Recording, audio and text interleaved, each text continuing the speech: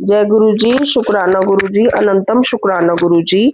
मैं आप सभी के साथ एक संगत द्वारा किया हुआ सत्संग शेयर कर रही हूँ। आप इसे पूरा सुने और गुरु जी की इस ब्लेसिंग को आप सभी के साथ आगे शेयर करें, ताकि संगत का भी भला हो सके। आप गुरु जी के साथ जुड़े रहना चाहते हैं, तो इस चैनल को like, share, comment and subscribe करें, ताकि आपको ऐसे और भी सत्संग आगे सुनने को मिले। जय गुरु जी, शुक्राना गुरु जी। जय गुरु जी महाराज। शुक्राना गुरु जी महाराज। आज महाराज ने इतना सुंदर मौका दिया है। मैं मेरे पास वर्ड्स ही नहीं है बोलने के लिए। गुरु जी आप खुद ही अपना गुणगान करवा सकते हैं, किसी में कोई समर्थ नहीं जो महाराज का गुणगान करे। आप आज अपने हुक्म से जो भी बुलवाएंगे महाराज, मेरी जीवा में आप ही विराजमान होके बुलवाना, क्योंकि मेरे अंदर कोई सामर्थ्य नहीं कि मैं महाराज का गुणगान कर सकूं। मैं गुरु जी को शुक्राना करती हूँ, गुरु जी के रिस्पेक्टेड माता पिता का शुक्राना इतना सुंदर दाता देने का, गुरु जी की साथ संगत का शुक्राना जो सुन रहे हैं और जो नहीं भी सुन रहे हैं उनका भी शुक्राना। जय गुरु जी महाराज। गुरु जी महाराज ने मुझे अपने पास बुलाने से पहले अपने माता पिता, मेरे महादेव और माँ गौरा के साथ जोड़ा हुआ था। उन्हीं के साथ में बचपन से समय मेरा गुजरा है। उनकी असीम ब्लेसिंग से मैं बचपन से महारानी माँ जगदम्बा, माँ वैष्णो देवी की फोल्ड में थी। और माँ ने मुझे खुद अपने अंदर ही शिव जी के दर्शन दिए। माँ वैष्णो देवी के बाहर ही, गुफा के बाहर जब मैं आ रही थी, तो माँ पूरी शिव जी में कन्वर्ट हो गई और उन्होंने ही मुझे गुरु जी के हाथ में दिया। उसके बाद मेरा सारा ध्यान शिव जी के अंदर चला गया, सारी भक्ति शिव जी के अंदर चली गई और मुझे गुरु जी का द्वार मिला। जब मैं शिवालय में जाती गुरु जी के द्वार जाने से पहले, तो मैं हमेशा ये कहती कि हे महादेव, मुझे अपने नंदी बना लो, मुझे अपने शिव परिवार में शामिल कर लो। मैं सिर्फ यही कहती, इसके अलावा मेरी कोई अरदास नहीं होती थी संगत जी। और गुरु जी का बुलावा आ गया बड़े मंदिर से 2010 में। महाराज का मंदिर जब मैं फर्स्ट टाइम गई, मेरी मदर को 2009 में गुरुजी ने बुलाया था और उनको गुरुजी का स्वरूप मिला था फर्स्ट विजिट में, येलो चोले वाले स्वरूप का। तो मेरे को मेरी मम्मा ने बोला कि बड़े मंदिर जाओ, यहाँ से छतरपुर में पड़ता है, शिव जी बहुत बड़ा शिवलिंग है, बहुत ही सुंदर मंदिर है, ना कोई पंडित जी है, मुसलमानों जैसी समाधि भी है और है तो शिव जी का मंदिर, लेकिन गुरबानी चलती है। तो मुझे सुनकर बहुत अजीब लगा कि ऐसा भी कोई मंदिर है जहाँ पर कोई पंडित जी नहीं, कोई कुछ नहीं। तो मैंने गुरु जी के स्वरूप के आगे मत्था टेका और कहा कि अगर आपके अंदर मुझे शिव जी के दर्शन हो जाएंगे तो ही मैं आपके पास आऊंगी, क्योंकि मैं शिव जी के अलावा और कहीं नहीं जाती, क्योंकि मेरा कहीं और ध्यान नहीं लगता। मैंने ये जरूर कहा था गुरु जी से। और जब गुरु जी ने 2010 में मुझे बुलाया, तो सबसे पहला ड्रीम जो मुझे गुरु जी ने दिखाया संगत जी, मैं महादेव को जो हक करती थी बड़े प्यार से मंदिर में चुपके से, क्योंकि मुझे लगता था कोई देख ना ले, कोई क्या सोचेगा कि आंटी कैसे शिवलिंग को इतना हक कर रही हैं, प्यार कर रही हैं। क्योंकि मेरे अंदर से इतना प्यार आता था मेरे माँ के लिए, मेरे पिता के लिए, मेरे पूरे शिव परिवार के लिए, पूरे कैलाश के लिए। तो मैं ऐसे करती थी। तो गुरु जी ने मुझे फर्स्ट ड्रीम दिया 2010 में कि एक मेन हॉल में प्रोजेक्टर चल रहा है और गुरु जी का रेड एंड ब्लैक चोले का स्वरूप है। और गुरुजी ने अपने साथ मुझे इतना टाइट हक करा हुआ है, इतना प्यार गुरुजी कर रहे हैं संगत जी। वो प्यार वो शब्दों में कैसे कोई कहे, वो तो वैसा प्यार था जैसे माँ पहली बार गोद में अपने बच्चे को लेती है। और वो प्यार मैं आपको बता नहीं सकती जो गुरुजी ने उस पल में मुझे दिया। क्या वो प्यार था! क्या माँ बाप भी क्या किसी को प्यार करते होंगे, या कोई रिश्ता क्या प्यार करता होगा, जो गुरुजी ने वो प्यार दिया। उस समय गुरुजी ने अपना बना लिया पूरी तरीके से। और मुझे लगा ये वही स्थान है जहाँ मुझे आना था, और गुरुजी इसके अलावा मुझे कहीं जाने की अंदर से कोई इच्छा नहीं। मुझे मेरा कैलाश मिल गया, मेरे गुरु महाराज, मेरे महादेव साक्षात मिल गए। उसके बाद संगत जी गुरुजी ने अपने अंदर पूरे शिवजी महाराज के दर्शन करवाने शुरू कर दिए। ब्लैक चोले वाले स्वरूप के साथ मेरी बहुत अटैचमेंट है, बड़े मंदिर के जो मेन हॉल में गद्दी के साथ लगा है, उसमें मुझे पूरे महादेव के दर्शन होते हैं, चंद्रमा के मस्तक पे ओम के। और गुरुजी हमेशा मुझे वहीं बिठाते थे और माँ बाप के जैसे प्यार करना और मुझसे ढेर सारी बातें करनी। मेरी जर्नी शुरू हो गई और महाराज के फोल्ड में मैं पहुंच गई, महाराज के परिवार में मैं पहुंच गई। मेरी डॉटर की बहुत प्रॉब्लम्स थी बड़े मंदिर जाने से पहले से ही। वो 2.5 साल की थी तो उसको एब्सेंस की प्रॉब्लम थी। पूरी बॉडी में उसको पस वाले दाने हो जाते थे, बॉयल्स हो जाते थे। और लॉन्ग जर्नी में जब भी हमने जाना, उसको पूरे वॉमिटिंग्स रहती थी, डाइजेशन प्रॉब्लम रहती थी पूरे रास्ते। जैसे अगर हमने पंजाबी बाग से जाना गुड़गांव या नोएडा साइड, पूरे रास्ते उसको वॉमिटिंग्स रहती थी, उसको ये बहुत प्रॉब्लम थी। और मैं इतनी परेशान थी कि उसकी ये इन्फेक्शन ही नहीं खत्म होती थी ब्लड की, और वो मेडिसिन पे रहती थी, और डॉक्टर कहते थे कि आप मेडिसिन बंद करोगे तो दोबारा उसको एब्सेंस हो जाएंगे, ये इसका ऐसे ही रहेगा। कोई भी मदर नहीं देख पाती थी अपनी बच्चों की ऐसी प्रॉब्लम को, संगत जी। मैं बहुत ज्यादा परेशान थी। 2.5 साल की एज में उसका ऑपरेशन भी हुआ, लेकिन वो ठीक नहीं हुई। 2010 में जब हम बड़े मंदिर गए तो वहां पे 7 to 9 का सत्संग होता था। गुरबानी चलती थी 2 घंटे, अंदर ही मंत्र जाप होता था, और हम नीचे बेसमेंट में लंगर करके घर वापस आते थे। एवरी सैटरडे महाराज के हुक्म से हम मंदिर में जाते थे। लेकिन मुझे कभी दिमाग में ये नहीं आया महाराज के हुक्म से कि मैं अपनी डॉटर को लेकर बड़े मंदिर आऊं, क्योंकि इतना डिसिप्लिन होता था संगत जी, संगत कम होती थी, तो सेवादार बच्चों को अंदर अलाउ नहीं करते थे, और हमें बाहर बैठने की परमिशन होती थी जो बच्चे साथ लेकर आता था। तो इस कारण मैंने कभी दिमाग में ही नहीं आया कि मैं अपनी डॉटर को लेकर जाऊं। जब महाराज का हुक्म हुआ, उसकी कर्मों का एंड होना था, जब 2012 में मुझे महाराज ने हुक्म दिया कि इसको लेकर बड़े मंदिर आ। उनके हुक्म के बिना शिवपुरी में, कैलाश में कोई भी पैर नहीं रख सकता संगत जी। ये शिवपुरी खुद महादेव ने अपने हाथों से नींव रखकर इस धरती पर बनाई है, हमारे कल्याण के लिए। इससे बड़ा कोई तीरथ नहीं, जहां हमें महादेव का महाप्रसाद मिलता है, जिससे सारी बीमारियां, सारे दुखों का नाश होता है। ये सबसे बड़ी देन है महाराज की हम सबके लिए, हम सारे परिवार के लिए। संगत जी, जब 2012 में मेरा दिमाग इतना छोटा था, मेरे अंदर कोई बुद्धि नहीं थी, आज भी नहीं है। मैंने अपनी बेटी का टिफिन पैक करा, देखिए मेरी समझ, कि ये तो प्रसाद ही नहीं खाएगी। मैंने अपनी हेल्पर को साथ लिया और कहा कि ये बाहर खेलेगी, इसका ध्यान रखना, हम अंदर अटेंड करके हम तब बाहर आएंगे, तो तुम इसका ध्यान रखना। उस दिन फर्स्ट टाइम गुरुजी ने हमें थर्सडे के डे बुलाया, और हम गए। जैसे ही 7 बजे कुमकार शुरू हुआ, मेरी डॉटर बाहर आ गई। 15-20 मिनट बाद मैं देखती हूँ संगत जी, वो महाराज की गद्दी के पास बिल्कुल फ्रंट में बैठी हुई है, जिसको देखकर मैं बहुत हैरान थी, क्योंकि 5 साढ़े 5 साल का बच्चा गुरबानी नहीं सुन सकता।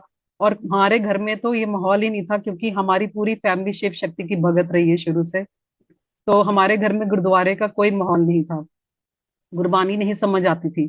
तो मेरे मेरे लिए बहुत आश्चर्यजनक बात थी कि ये कैसे बच्चा गुरबानी सुन रहा है 2 घंटे बैठ के, और बच्चे को तो अलाउड ही नहीं है मेन हॉल में बैठना। उस समय संगत जी, पहली बार मुझे ऐसा एहसास हुआ जैसे गुरु जी का चोला टच करके गया हो, और इतनी फ्रेग्रेंस महाराज की, वो पल, वो क्षण जो मैंने महसूस किया, वो शब्दों में नहीं बताया जा सकता। महाराज की इतनी असीम खुशबू, क्या वो हवा के झोंके जो महाराज के उस समय महसूस हुए। मंत्र जाप हुआ, हम नीचे बेसमेंट में गए। मैंने अपनी छोटी बुद्धि से टिफिन खोलने की कोशिश करी। सेवादार अंकल ने महाराज के हुक्म से बोला कि आप शिवपुरी में बैठे हो आंटी जी, इसको प्रसाद खिलाइए महाराज का, ये खा लेगी। संगत जी, महाराज के हुक्म से उसने आधी चपाती प्रसाद, कड़ा प्रसाद के साथ खाई। उसके बाद हम बाहर आए, जहाँ पुरानी किचन होती थी महाराज की। पहले ब्लेसिंग्स गुरु जी की इतनी इजीली नहीं मिलती थी मंदिर में।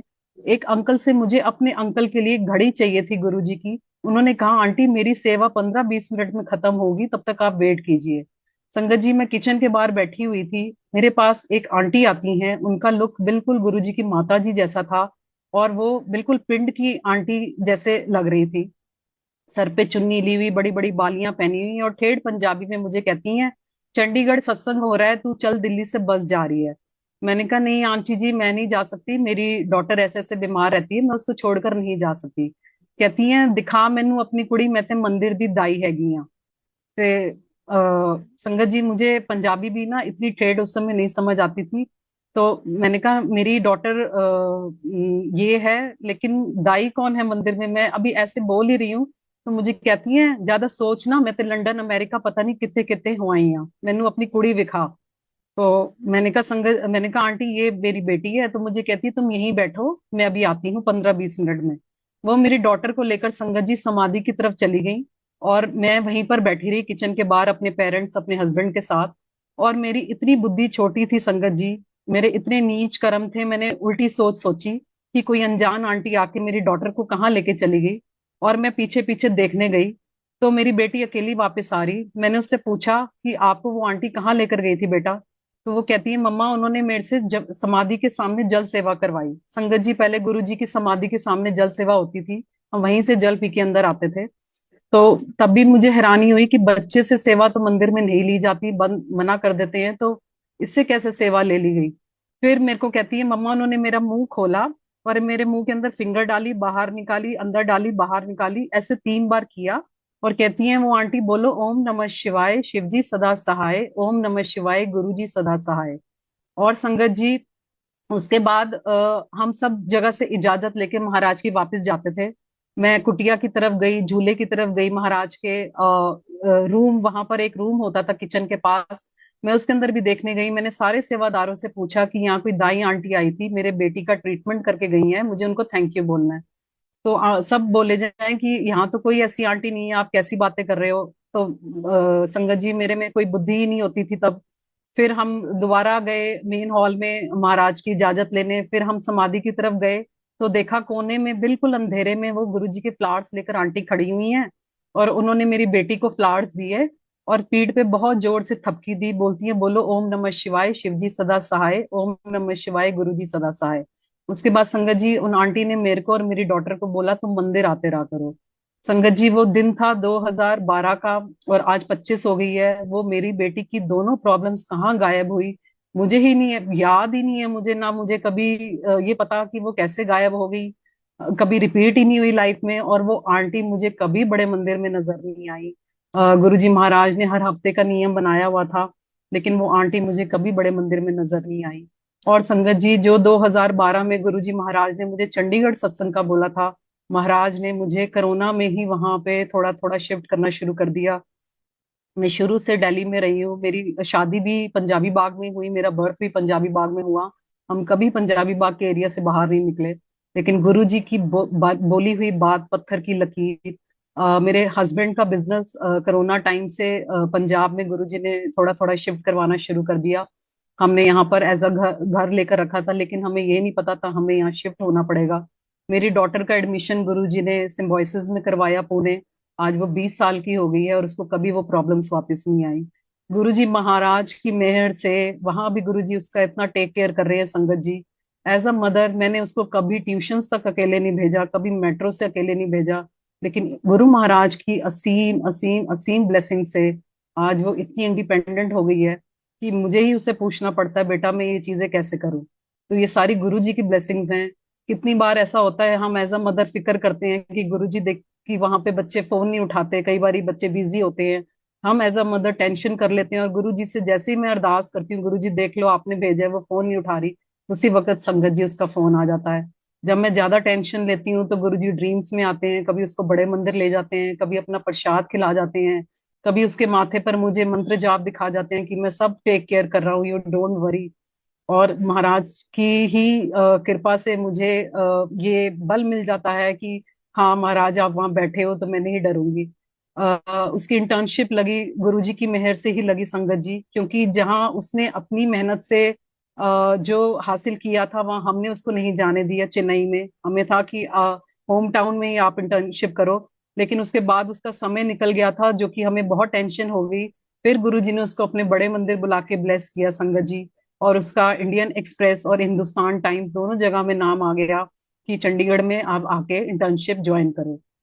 और महाराज की असीम कृपा से उसने इंडियन एक्सप्रेस ज्वाइन किया, और जो फर्स्ट उसकी रिपोर्ट पेपर में आई वो भी महाराज की ब्लेसिंग से 7 ज्योतिर्लिंग की न्यूज आई, जिसमें उसका नाम लिखा हुआ आया 3rd पेज पे न्यूज पेपर में। और सेकंड न्यूज उसकी अमरनाथ जी की आई, और उसके बाद डेली उसकी बायोलाइंस न्यूज़पेपर में आती रही। और 2 मंथ्स तक जितना भी वो यहाँ रही, महाराज की असीम कृपा से उसको इतनी ब्लेसिंग्स मिली कि डेली उसकी न्यूज आती रही। उसके डायरेक्टर ने 1 महीना उसका इंक्रीज कर दिया इंटर्नशिप का। उसकी जो इंडियन एक्सप्रेस की उसकी जो मेन हेड थी वो भी उससे इतनी खुश थी, और बोला कि सर्टिफिकेट देते हुए इतना लंबा उसके बारे में लिखकर उसको बोला भी पर्सनली, अगेन आप यहाँ पर ऑलवेज वेलकम हो, आप जब भी आओ। तो ये सारी महाराज की कृपाएं हैं संगत जी, हमारा इसमें कुछ नहीं। अभी भी उस बच्चे ने शॉर्ट फिल्म बनाई, वहां उसका प्रोजेक्ट था, और इतनी सारी मूवीज में से उसकी मूवी सिम्बोइसिस में सेलेक्ट हुई उसकी टीम की। वो भी महाराज ने मुझे कैसे बताया कि जैसे ही वो बैठी हुई थी जब विनर्स अनाउंस होने वाले थे, तो वहां स्टेज पे कोई लड़की गाना गा रही थी, दमादम मस्त कलंदर, उसने मुझे शॉर्ट वीडियो बना के भेजी। और मैं समझ गई कि गुरु जी महाराज वहाँ हाजिर हैं, हर हाल में हाजिर हैं वहाँ। और थोड़ी देर बाद उसका मैसेज आता है, मम्मा हमारी फिल्म सिलेक्ट हो गई। तो ये सारी मेहरे गुरु जी महाराज की हैं संगत जी, हमारा इसमें कोई लेना देना नहीं। गुरु जी आपके साथ साथ आपके पूरे परिवार की टेक केयर करते हैं। और आने वाले भी जितनी भी, मैं तो कहती हूँ, क्या गुरु जी ने क्या प्यार दिया, इतना प्यार कोई नहीं दे सकता संगत जी। गुरु जी ने मेरे अंकल को भी इतना ब्लेस किया।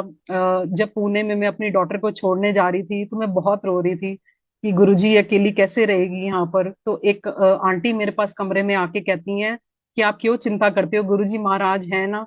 मैंने कहा कौन से गुरु जी महाराज का नाम आप बोल रहे हो। तो वो आगे से कहती है छतरपुर वाले, और मैं बेंगलोर की संगत हूँ, आप फिक्र मत कीजिए, आप मेरे साथ पुणे मंदिर चलिए। वो हमें पुणे मंदिर लेकर गए संगत जी। जैसे ही हम वहां पहुंचे, महाराज की सेवा महाराज ने बख्शी अपनी गद्दी के चोला चेंज करने की वहां पुणे मंदिर में। और मेरे अंकल के साथ और सेवादार अंकल बैठ के वहां किचन रेनोवेट करने की बात कर रहे थे। गुरुजी महाराज की वहां पे नई किचन बन रही थी मंदिर में। तो मेरे अंकल को कंस्ट्रक्शन लाइन की नॉलेज है, तो उन्होंने वैसे ही कुछ बात कह दी उनको टाइल्स की। तो उन्होंने कह दिया कि आप ही ये सेवा करेंगे, आप जब तक यहाँ हो किचन गुरुजी महाराज की आप ही बनवा के जाओगे अंकल। गुरुजी महाराज ने मेरे अंकल से वहां पे अपनी किचन बनवाने की सेवा ली और पंजाब में कंस्ट्रक्शन का बिजनेस ब्लेस किया। ये गुरुजी महाराज की करनियां हैं संगत जी, हमारा इसमें कोई भी कुछ भी नहीं है, हम किसी काबिल ही नहीं है। गुरु जी का असीम प्यार संगत जी, शुरू से महाराज ने मुझे अपने शिव रूप के साथ कनेक्टेड किया हुआ है। मैं गुरु जी से कुछ भी बोल देती थी। गुरु जी शिव पुराण मैं पढ़ती हूँ, उसमें लिखा हुआ है कि जो शिव पुराण का पाठ पढ़ेगा या सुनेगा उसको असीम कृपाएं हैं महादेव की। वो सोल कभी भी मरने के बाद ना स्वर्ग जाएगी ना नर्क जाएगी, ना ही उसको यमदूत हाथ लगाएंगे। उसको लेने सिर्फ शिव के गण आएंगे और वो उनको लेकर शिवलोक जाएंगे। क्या गुरुजी महाराज ये बात सच है? मैंने गुरुजी से मेन हॉल में शिवपुरी में बड़े मंदिर की ये बात पूछी। और संगत जी गुरुजी ने मुझे कैसे जवाब दिया। मैं मेट्रो से उस दिन वापस आ रही थी, मेरे साथ मेरी एक फ्रेंड आंटी थी। उनको एक आंटी मिली मेट्रो में। वो आंटी उसको मिली और वो दोनों मिलकर इतना रोई और मुझे कहती है इन आंटी का सत्संग सुन। मैंने कहा मेट्रो में? कहती है हाँ तू इनका सत्संग सुन। संगत जी वो आंटी ने मुझे क्या सत्संग सुनाया कि उनका वो आंटी कई साल पहले बड़े मंदिर आती थी, कोई अंकल ने उनको बताया। वो एक बार आई लेकिन उसके बाद उन्होंने आना बंद कर दिया क्योंकि उनके हस्बैंड नहीं थे इस दुनिया में और वो अकेली अर्निंग थी।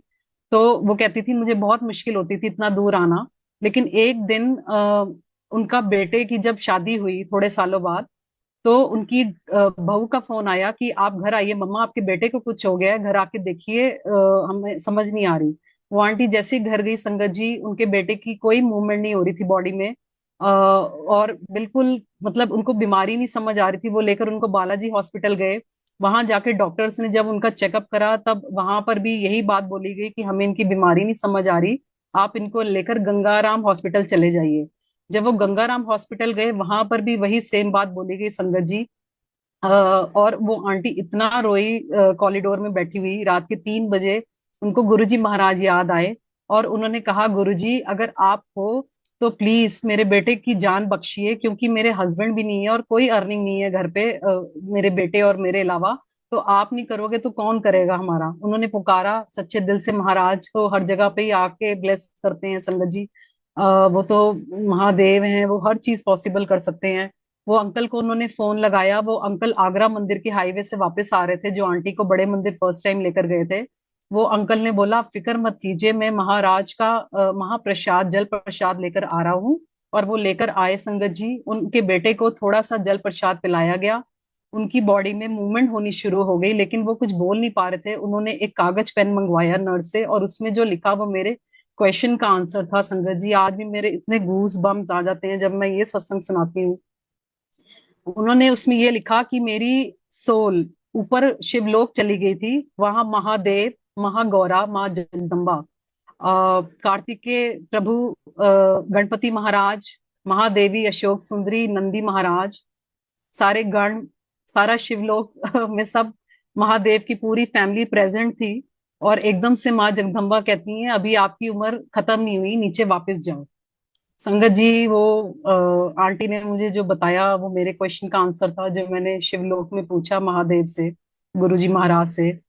तो वो आंटी कहती हैं, आज आप मेरे बेटे से मिलोगे तो आप कह नहीं सकते कि ये मेरा वही बेटा है जो बिल्कुल ठीक है। और मैं एवरी थर्सडे आज महाराज के मंदिर में महाप्रसाद खाने आती हूँ। तो ये गुरु जी की महिमा है संगत जी। क्या वैल्यू है महाप्रसाद की। ये तो गुरु जी ने हमें धरती पर कैलाश दिया हुआ है साक्षात। कभी देखा है कोई ऐसा समय हो जो खुद शिव भगवान आके अपना कैलाश नीचे बनवा के गए हो और अपनी नींव रख कर गए हो, महाप्रसाद रख कर गए हो। कौन कहता है कि समय माड़ा है। ये चीज तो मुझे समझ ही नहीं आती संगत जी कि माड़ा समय क्या है। माड़ा समय तो तब था जब हम महाराज की फोल्ड में नहीं थे, या महाराज के दर्शन नहीं हुए थे, या महाराज का महाप्रसाद हमारे शरीर में नहीं गया था। वो माड़ा समय था। माड़ा समय तो ये है ही नहीं। ये तो इतना कर्मों वाले समय है जो शिव भगवान ने जहां पे आके खुद अवतार लिया। इतनी बड़ी ज्योत, इतने बड़े महादेव ने जो आए नीचे और हमारे लिए शिवपुरी बनाई, कैलाश बनाया, जहां पर हम सब लोग अपने सर पे गठरियां रखकर बड़े मंदिर में एंटर करते हैं, दुखों की, अपने कर्मों की। महाराज महादेव वहां दरबार लगा के बैठे होते हैं, हमारी सबकी सुन रहे होते हैं। सबका नंबर एक ना एक दिन जरूर आएगा। समय निर्धारित है। वो महाराज के ऊपर है, वो मास्टर के ऊपर है। हम जाके सिर्फ अपनी अरदास कर सकते हैं, अपने अपने दुख उनके चरणों में रखकर आते हैं और दूसरे गेट से खुशी खुशी बाहर आते हैं। क्या सॉलिड बैक है हमारे पीठ के पीछे, हमारे सर के ऊपर क्या ताज है, महादेव बैठे हुए हैं। तो कैसी चिंता, कैसा भय है। जैसा भी समय आएगा महादेव ले जाएंगे हमें निकाल के वहां से। जो समय आएगा संगत जी, रहते हुए भी हमें महादेव की शरण में है और मरने के बाद भी तो हमें वहीं जाना है। अगर हम गुरु जी की सारी बातों को अपने जीवन में उतारेंगे तो जरूर गुरु जी महाराज हमें एक दिन अपने शिवलोक, अपने कैलाश लेकर जाएंगे। ये महादेव का तरस है हम सारी संगत के ऊपर कि उन्होंने ये सोचा कि हमारे को बड़ा मंदिर दिया। बड़े मंदिर आने से भी पहले मैं शिवालय में दो विशेष मांगती थी। एक गुरु जी के आगे मैं कहती थी कि मुझे अमरनाथ जी की यात्रा और एक कैलाश मानसरोवर की यात्रा मुझे मरने से पहले जरूर ये दिखा देना। मैं ये शिवालय के आगे बोलती संगत जी। और 2012 में गुरु जी के मंदिर आने के बाद मेरी ये दोनों दुआएं कबूल हुई। 2012 में मुझे सबसे पहले अमरनाथ जी भेजा गुरु जी महाराज ने। वैसे तो बड़े मंदिर में सब कुछ है, सारे दर्शन है, सारे तीर्थ है, सारे ज्योतिर्लिंग है, 13वां ज्योतिर्लिंग गुरु जी महाराज ने बड़ा मंदिर हमारा बनाया है संगत जी। लेकिन कई बार हमारी ही इच्छाओं से, कि हमारी विश होती है उन जगहों के दर्शन करने की, इसीलिए गुरु जी हमें भेज देते हैं। वैसे सारी हमारी जो पुकारें हैं, हमारी अरदासें बड़े मंदिर में कबूल हो जाती हैं, हमें जाने की कहीं कोई जरूरत नहीं।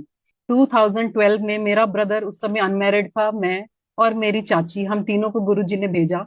मेरे हस्बैंड साथ नहीं गए क्योंकि ऑक्सीजन की प्रॉब्लम के कारण वो इन यात्राओं पे नहीं जा पाते। लेकिन वो बहुत डरते थे मुझे भी भेजने के लिए। उस समय मेरी डॉटर भी 5 साढ़े 5 साल की थी। तो मेरी नीचे से कोई आंटी आती, ऊपर आके मेरे हस्बैंड के आगे अमरनाथ जी की बातें करना शुरू कर देती और फोर्स करती कि आप भाभी को जरूर भेजो भैया, डरने की कोई बात नहीं। मैं छोटी सी थी, मैं तब भी होकर आई थी। उसके बाद गुरुजी ने हमारी यात्रा तय करी संगत जी। जब हम मेडिकल बनवाने गए तो डॉक्टर ने मेरी मदर को डांटा कि 2011 में वहां नीचे ग्लेशियर फटा था शेषनाग जी के उधर, और कई यात्री अंदर चले गए थे और ऑक्सीजन की भी वहां बहुत प्रॉब्लम होती है, आप अपने बच्चों को मत भेजिए। मैंने कहा मम्मी नहीं सुनना इनकी बातों को, नेगेटिव बातों को। जहां महादेव महागौरा साथ होती हैं वहां डर की, भय की कोई जरूरत नहीं होती।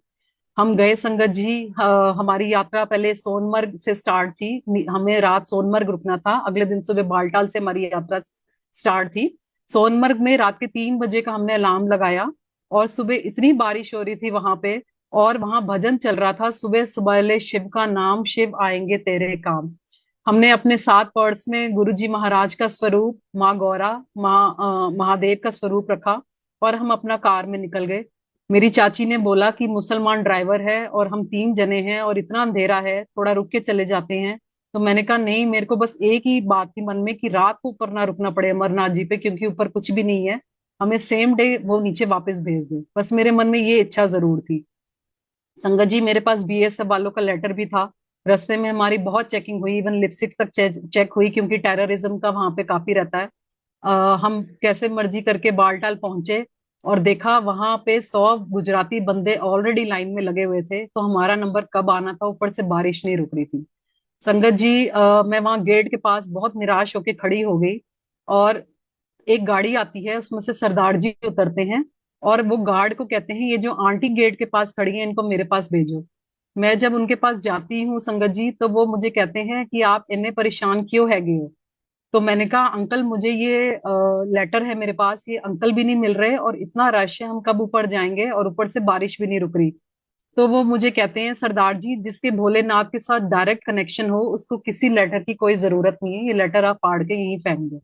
संगत जी मैंने वो लेटर फेंक दिया, और वो सरदार जी गार्ड भैया को कहते हैं, सबसे पहले इन आंटी की बोर्डिंग होगी और इन्हीं को आप भेजोगे। संगत जी हम थोड़ी देर वहां लाइन में वेट कर रहे थे, और बारिश रुक गई, मौसम बिल्कुल क्लियर हो गया। और सबसे पहले वहां जो फ्लाइट थी हमें भेजा गया, मैं, मेरी चाची और मेरा ब्रदर। और हमें नहीं पता था संगत जी, ना ही मैं उस समय कभी सुना ना कभी गई, ओल्गा आंटी के वहां पे हेलीकॉप्टर्स चलते थे सुमित हेलीकॉप्टर के नाम से, जिसमें गुरुजी महाराज का स्वरूप लगा हुआ था। हमारी बुकिंग तो पीछे से ही हुई, लेकिन ये गुरुजी ने खुद करवाई और हमें उसी हेलीकॉप्टर में बिठाया जहां पे उनका स्वरूप लगा हुआ था। सबसे पहले हम ऊपर पहुंचे संगत जी, वहां से भी कई किलोमीटर की यात्रा पैदल ग्लेशियर्स के ऊपर रह जाती है। जब मैंने रास्ता देखा कि वन वे रास्ता है और कोई रेलिंग नहीं है, साइड में नदी भी पंचतरणी गंगा वहां बहती है वहां पे, तो ये रास्ता बहुत डिफिकल्ट है। तो मेरी चाची कहने लगी हम घोड़े करेंगे। मैंने कहा मैं घोड़े में नहीं बैठूंगी, घोड़ा तो बहुत रिस्की है, ग्लेशियर में कहाँ पैर किधर चला जाए घोड़े का, हम पालकी कर लेते हैं, कोई बात नहीं।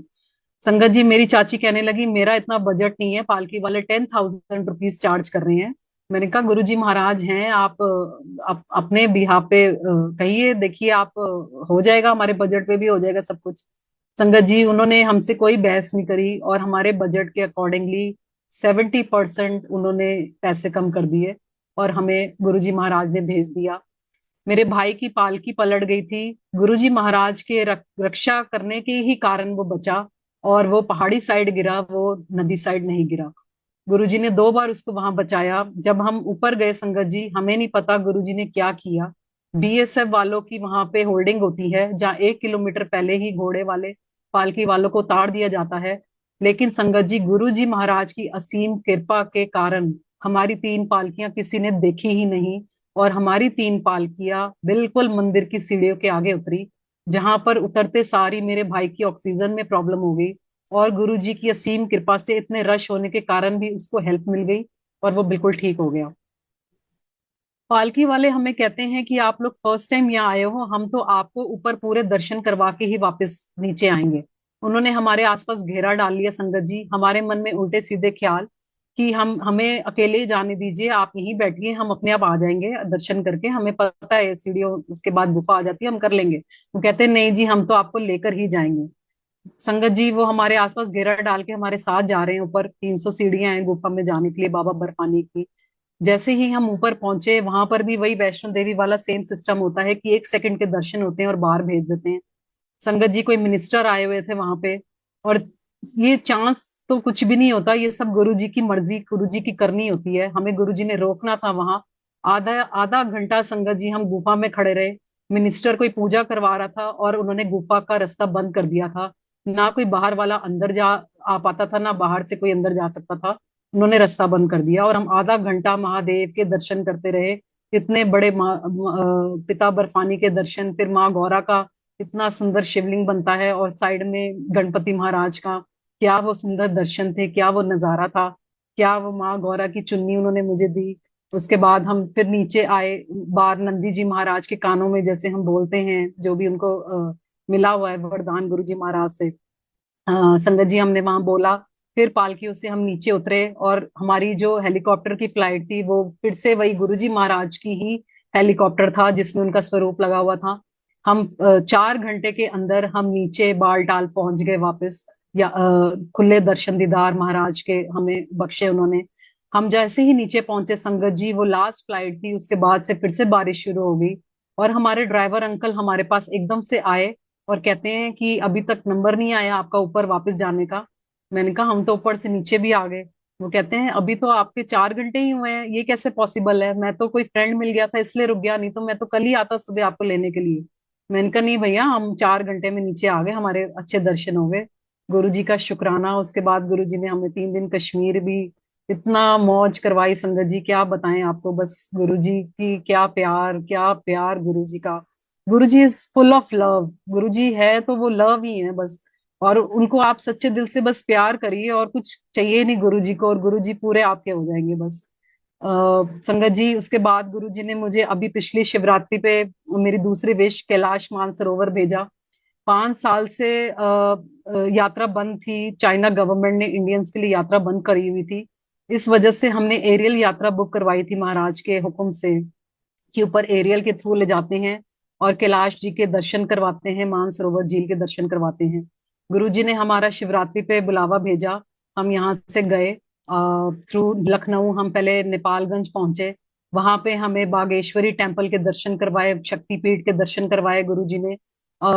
हमें नहीं पता था कि वहाँ शक्तिपीठ में कैसे दर्शन होते हैं संगत जी। वहां तो जिसको पता हो बस वही गुरु जी की कृपा से दर्शन कर पाते हैं। किसी तरीके से गुरु जी ने हमें बताया कि यहाँ पे दर्शन करो माँ की जीभ के। वहां पंडित जी को बोलना पड़ता है। उन्होंने फिर अंधेरा करके पूरे दरबार बंद करके हमें अंधेरे में उन्होंने माँ की काले रंग की जीभ के दर्शन करवाए बागेश्वरी टेम्पल में। और क्या वो अद्भुत नजारा था, क्या वहां पे महादेव के जयकारे थे, ओम पार्वती पते नमः, हर हर महादेव। क्या वो सुंदर नजारा था संगत जी। इतनी सुंदर सुंदर लोगों से गुरु जी ने अपनी भक्तों से मिलवाया। वहां पे हमें शिवरात्रि वाले दिन पूजा करवाई। पशुपतिनाथ जी के जो शिवलिंग है उस पे उन्होंने हमसे रुद्राभिषेक करवाया। इतनी आंटियां वहां साउथ से आई हुई थी, कोई आंध्र प्रदेश से गुरु जी की भस्म लेकर आए हुए थे, प्योर भस्म उन्होंने हमारे माथे पर लगाई। सुबह हमें दर्शन करवाए गुरु जी ने कैलाश के। बहुत ही सुंदर वो हमारा ट्रिप था। उसके बाद संगत जी जब मैं घर वापस आई तो मेरे को वो वाइब्रेशंस ही नहीं कंट्रोल हो रही थी महाराज की, कि मेरा दिमाग इतना ज्यादा खो गया कि मैं सारा दिन कैलाश की डॉक्यूमेंट्रीज टीवी में देखती रहती और ये बोलती रहती, गुरुजी आपने ऐसे यात्रा तो करवा दी, अब पैदल भी आपने करवानी है, आपने मुझे भेजना है। और मैं सारा दिन कैलाश की बातें करती रहती। मेरे हस्बैंड भी कहने लगे कि थोड़ा सा अपना दिमाग वहां से हटा, ऐसे तो मुश्किल हो जाएगा कि जब खुलेगा तभी जाएगी, ऐसे बोलते मुझे।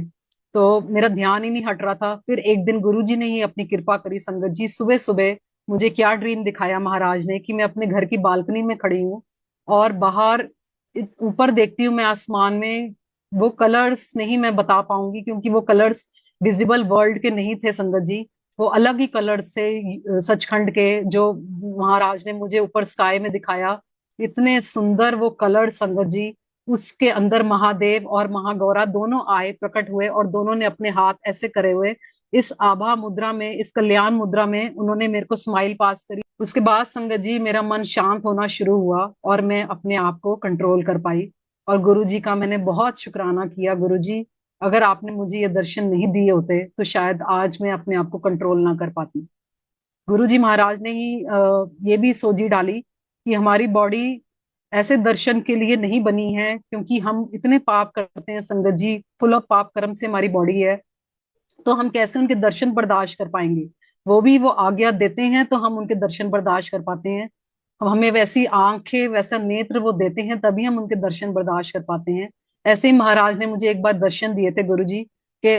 गुरु जी ने अपने संगत जी, एक बार मैं एक सत्संग में गई हुई थी और वहां पे गद्दी पे मैंने साक्षात महाराज को वाइट कुर्ते पजामे में, जो ऐसे वाला स्वरूप मेरे पीछे ही लगा हुआ है, ऐसे बैठे हुए देखा। और वो हाफ बॉडी थी, नीचे की हाफ बॉडी नहीं थी। वो भी मुझे अभी कुकी आंटी ने ही ये सत्संग सुनाया और ये बताया कि वो क्यों हाफ बॉडी दिखाई थी। क्योंकि गुरुजी महाराज ने उनको कहा, उनको भी ऐसे एक बार दर्शन दिए थे और कहा था कि अब मैं सोल रूप में ही तुम्हें दर्शन दूंगा। तो उस दिन गुरुजी महाराज ने मुझे अपने सोल रूप में दर्शन दिए थे संगत जी, जो कि मैं वो भी नहीं झेल पाई थी। और मैंने बहुत मुश्किल से भी उस दर्शन को महाराज की आज्ञा से ही झेला था। नहीं तो मैं बहुत घबरा गई थी, हमारा शरीर नहीं देख पाता है संगत जी, हम उस फॉर्म में नहीं है। संगत जी एक बार गुरुजी महाराज ने मुझे मल्लिकार्जुन के दर्शन करवाए ड्रीम्स में। मैं आपसे वो शेयर करूंगी। संगत जी मैंने कभी मल्लिकार्जुन का बारे में गुरुजी से कुछ नहीं कहा था।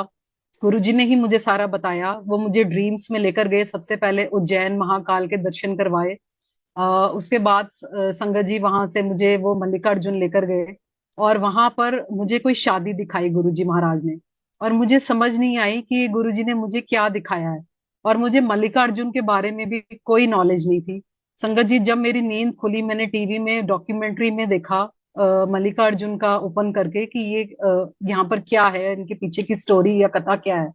संगत जी, मुझे गुरु जी ने उसमें ये बताया कि इसको हम साउथ का कैलाश कहते हैं, ये धरती पर कैलाश है। ये क्यों कैलाश है धरती पर? क्योंकि यहाँ पर जब गणपति महाराज और कार्तिकेय महाराज में आपस में कंपटीशन हुआ था कि कौन सबसे पहले पूरी पृथ्वी की परिक्रमा करके आएगा, तो गणपति महाराज जी ने तो महादेव और महागौरा की परिक्रमा कर ली, अपने माता पिता की। और जो कार्तिकेय भगवान है वो करने चले गए परिक्रमा पृथ्वी की, और वो देर से लौटे।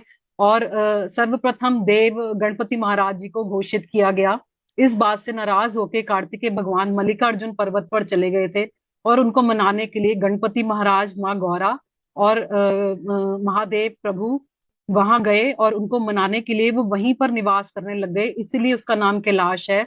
इसीलिए उनका नाम मल्लिकार्जुन है। मल्लिका मीन्स माँ और अर्जुन मीन्स महादेव। और ये ही एक ऐसा ज्योतिर्लिंग है संगत जी जहां पर शक्तिपीठ और महादेव का ज्योतिर्लिंग दोनों इकट्ठे विराजमान है, इसलिए इसको कैलाश भी कहा जाता है। उसमें यह बताया गया कि यहाँ सबसे पहले साक्षी गणपति जी का टेम्पल आता है, जहां पर उनका नाम साक्षी गणपति जी इसलिए रखा हुआ है क्योंकि यहाँ गणपति जी की आज्ञा से हम आगे जाते हैं दर्शन करने महादेव महागौरा के। गणपति महाराज कैलाश में बैठे हुए महादेव और महागौरा को ये बताते हैं कि ये भगत आपके पास दर्शन करने आ रहा है, इसलिए उनका नाम साक्षी गणपति जी कहलाया जाता है। संगत जी, वहां शादी मुझे जो महादेव ने दिखाई, गुरु जी महाराज ने दिखाई, वो उन्होंने दिखाई शिव जी और माँ गौरा की शादी। क्योंकि मल्लिका अर्जुन के ज्योतिर्लिंग के प्रांगण में डेली शाम को शिव गौरा की शादी करवाई जाती है, जो कि वहां पे पहले से बुकिंग करवानी पड़ती है उसको अटेंड करवाने के लिए। ये बातें मुझे नहीं पता थी संगत जी, ये गुरु जी ने मुझे बताई और गुरु जी ने मुझे ब्लेस किया। मैं मेरी क्या औकात संगत जी। मैं तो मैं अकेली तो यहाँ से मेट्रो तक भी नहीं जा सकती, और मुझे गुरु जी ने मल्लिकार्जुन भेज दिया, कैलाश भेज दिया, अमरनाथ भेज दिया। मेरे को तो कोई कॉन्फिडेंस ही नहीं है कि मैं ये सत्संग भी शेयर करूं कहीं पर। लेकिन आज गुरु जी का हुक्म हुआ है, जैसे गुरु जी की करनी, आ, उनकी करनी कोई बता ही नहीं सकता, तो मैं कहाँ से बता दूंगी। मैं तो बहुत ही छोटी हूँ, गुरु जी के पैरों के भी नीचे भी आ जाऊं वो भी मेरे लिए लगता है कि बहुत गरिमा है मेरी। गुरु जी मुझे वहां के लिए भी याद कर ले। गुरु जी महाराज ने मुझे संगत जी ऊपर की दुनिया के बारे में बताया था, मैं आपको वो शेयर करूंगी। संगत जी, सबसे बड़ा सच है कि हम सब ने एक ना एक दिन अपनी लाइफ टाइम की जर्नी एंड करके गुरु जी महाराज के पास जाना है, और अपनी सच्ची भक्ति, सच्ची मांग, मैं तो कहती हूँ गुरु जी से यही करनी चाहिए। संगत जी, ये ऐसा समय चल रहा है, ये ऐसे महाराज, ऐसे महादेव की, शिव भगवान की सबसे ऊंची फॉर्म ने जो ये जन्म लिया है ना संगत जी, ये कोई छोटी बात नहीं है। आप लोग बड़े भाग्यशाली हो कि इस समय में आप लोग भी आए हो और आपको महाप्रसाद खाने को मिल रहा है। और इनसे कोई छोटी मांग मत कर लेना, क्योंकि ये छोटी मांग देने वाले ईश्वर नहीं है। ये बहुत ही उच्च कोटि के महादेव हैं, असंख्य ब्रह्मांडों के मालिक हैं, खुद ब्रह्मांड रचने वाले हैं, खुद ही सारी प्रकृति बनाने वाले हैं, खुद ही सारी धरतियां बनाने वाले हैं। और सब धरतियों के जो कारा भाग उठाते हैं सब देवी देवताओं को, उनको सारा काम देने वाले ये महादेव हैं। ये सबसे बड़ी ज्योत ने जन्म लिया है संगत जी। इनसे छोटी मांग मत कर लेना। कभी महाराज खुश हो जाए और कहे कि मांगो क्या चाहिए तुम्हें, तो हर पल अपने मन में उनकी भक्ति, हनुमान जी जैसी भक्ति दो महाराज हमें, क्योंकि हनुमान जी जैसा कोई भक्त नहीं हो सकता। हनुमान जी जैसी भक्ति दो महाराज हमें, और हमें मोक्ष दो, मुक्ति दो महाराज, कि हम यहाँ धरती पर अपने कर्म कटवाते हुए आपके साथ अपने सारे जितने भी आपने हमें सारे ड्यूटीज दी हैं उनको हम हंसते हुए निभाते हुए आपके एंड में, आपके कैलाश में, आपके शिवपुरी में वास करें और दोबारा कभी जन्म ना लें। ये उच्च मांग देने वाले प्रभु आए हैं, और इनसे हमें यही मांग करनी चाहिए, छोटी मोटी बातें नहीं मांगनी चाहिए गुरु जी से। ये इनकी मर्यादा के उल्लंघन में है संगत जी, क्योंकि गुरु जी तो कुछ भी कर सकते हैं।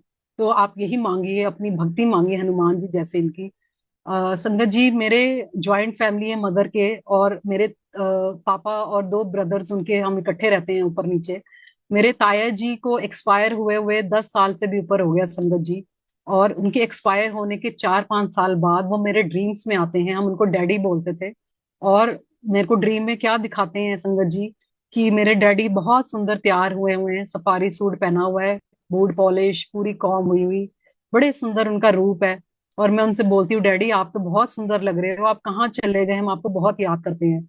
संगत जी वो मुझे कहते हैं मुंह पे ऐसे उंगली रखकर कि चुप, मैं जहां पर हूं ना वहां ज्यादा बातें नहीं करते। संगत जी मैं फिर हैरान होती हूँ और मैं उनसे पूछती हूँ, फिर डैडी आप कहाँ होते हो बताओ। कहते हैं मैं जहाँ हूँ वहां सिर्फ सिमरन चलता है, वहां कोई बातें नहीं करता।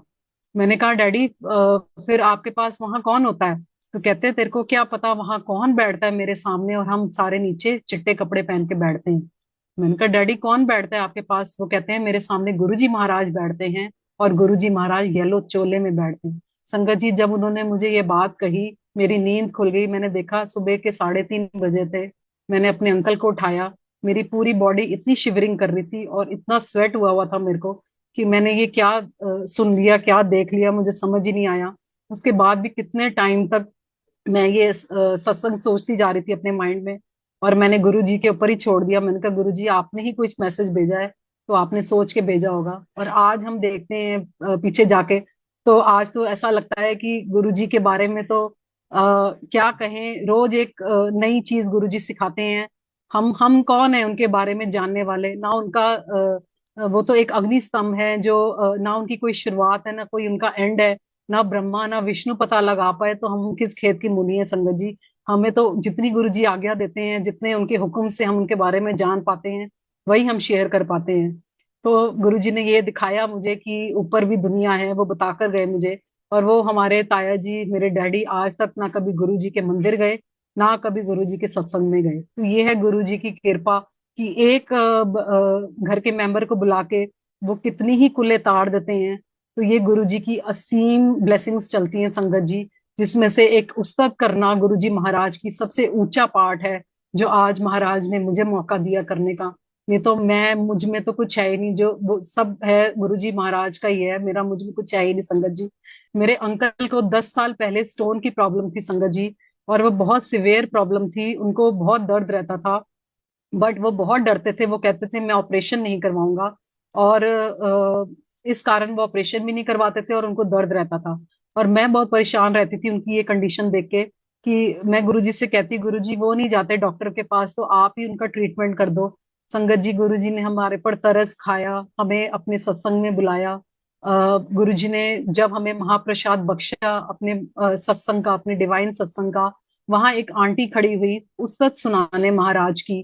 वो उस्तत वहां सुना रही थी, यहाँ ऑपरेशन मेरे अंकल का हो रहा था संगत जी, बिना किसी औजारों के, बिना किसी डॉक्टर के। ये गुरु जी की उस्तत की करनी है। वो आंटी ने अपनी उस्तत क्या सुनाई, अपने अंकल के स्टोन की सत्संग सुनाया संगत जी। और यहाँ गुरु जी मेरे हस्बैंड को महाप्रसाद खिला रहे थे, और वहां वो आंटी स्टोन का सत्संग कर रही थी अपने अंकल का। संगत जी मैंने वहीं अपने अंकल को पूरे महाराज के विश्वास के साथ कहा कि आज तुम्हारा यहाँ कल्याण हो गया है, 100% तुम्हें ये दर्द कभी वापस नहीं आएगा। मेरे अंकल कहते हैं ऐसे थोड़ी ना होता है, मैंने यहाँ प्रसाद खाया और मैं ठीक हो गया। मैंने कहा तुम ठीक हो गए। संगत जी मेरे प्रभु, मेरे महाराज, मेरे शिव महाराज ने, मेरे गुरु जी महाराज ने मेरी ऐसी लाज रखी कि वो 15 साल हो गए उस बात को संगत जी, मेरे अंकल को कभी दर्द वापस नहीं आया, वो आज बिल्कुल ठीक है। ना हम कभी डॉक्टर के पास कभी भी चेकअप करवाने गए। तो ये है महाराज की उस्तत की, कि क्या कहें, गुरुजी महाराज तो धन धन है, वाह वाह है उनके। उनके उनका तो कोई अंत ही नहीं है कहने का। लेकिन आपका विश्वास, आपका प्यार महाराज के लिए इतना पक्का होना चाहिए संगत जी। जैसे कि जितनी मर्जी प्रलय भूकंप आ जाए इस दुनिया में, जो भी कुछ हो रहा है, कुछ भी आ जाए, लेकिन सुबह सूरज महाराज तो अपने समय पर ही उगते हैं, और रात को चंद्रमा तारे अपने समय पर ही आते हैं।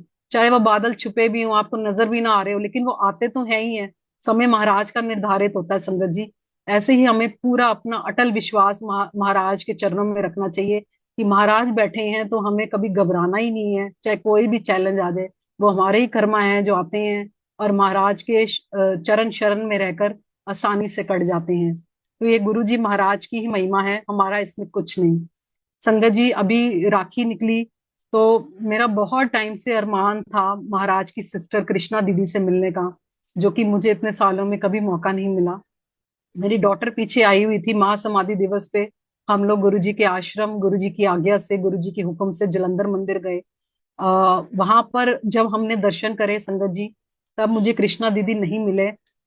पर मेरे हस्बैंड थोड़ा सा लेट गए थे मंदिर में। उनको कृष्णा दीदी खड़े मिले, उनको दर्शन हुए। तो उन्होंने मुझे आके बताया कि कृष्णा दीदी ने उनको जय गुरु जी करा।